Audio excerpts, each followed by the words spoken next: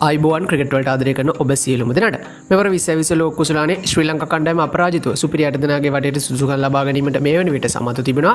එහිදී ශ්‍රී ලංකා කණ්ඩායම, අයර්ලන්ත කණ්ඩායම, ඕමාන කණ්ඩායම සහ අවසන් වරට ඕස්ට්‍රේලියානු කණ්ඩායම පරාජයට පත් කරමින් තමයි මේ ආකාරයට 2020 ලෝක කුසලානේ සුපිරි 8 දෙනාගේ වටේට සුදුසුකම් ලබා ගන්නට සමත් වෙන්නේ. එහිදී මූලික වටේ ශ්‍රී ලංකා කණ්ඩායම ක්‍රීඩා කරන අවසන් තරගයේ බවට පත්ව තිබෙන්නේ සිම්බාබ්වේ සමග තරගය. මෙම තරගයේ හෙට එනම් පෙබරවාරි මාස 19 වෙනිදා ශ්‍රී ලංකාව වෙලාවෙන් සවස් 3ට ආරම්භ වීමට නියමිත වී තිබෙනවා. කෙසේ වෙතත් හෙට තරගයේ කණ්ඩායම් දෙකට මෙතරම් වැදගත් තරගයක් බවට පත්වන්නේ නැහැ. ඒට ප්‍රධානතම හේතුව ශ්‍රී ලංකා කණ්ඩායම සහ සිම්බාබ්වේ කණ්ඩායම යන කණ්ඩායම් දෙකම මේ වන විට සුපිරි 8 දෙනාට B කාණ්ඩයෙන් සුදුසුකම් ලබාගෙන අවසන්. කෙසේ වෙතත් ශ්‍රී ලංකා කණ්ඩායමට කනගාටුදායක පුවතක් පසුගිය 16 වෙනිදා එනම් ඕස්ට්‍රේලියාව සහ ශ්‍රී ලංකාව අතර තරගයේදී වාර්තා වනවා. ඒ ශ්‍රී ලංකා කණ්ඩායමේ ප්‍රධාන වේග පන්දුවන්නක බවට පත් වූ මතීෂ පතිරණ තමන්ගේ පළමු පන්දුවාරය ක්‍රියාත්මක කරමින් සිටියේදීම ආබාධයකට ලක් වුණා. කෙසේ වෙතත් දැනට ලැබී ඇති ආරංචි මාර්ගවලට අනුව ඔහුගේ පාදයේ ආබාධය ඉතාමත් දරුණු අතර හැරී ඇති නිසාවෙන් ඔහුට එම ආබාධය සූවීම සඳහා සති කිහිපයක් ගතවන බවට තමයි ශ්‍රී ලංකා ක්‍රිකට් කණ්ඩායමේ වෛද්‍ය කමිටුව සඳහන් කොට තිබෙනවා. ඉතින් එම නිසාවෙන් ඔහුට මෙවර 2020 ලෝක කුසලානේ ඉදිරි තරඟ හිමි වෙනවා. ඒ වගේම ඔහු මෙවර 2020 ලෝක කුසලානේ ශ්‍රී ලංකා සංජිතෙන්ද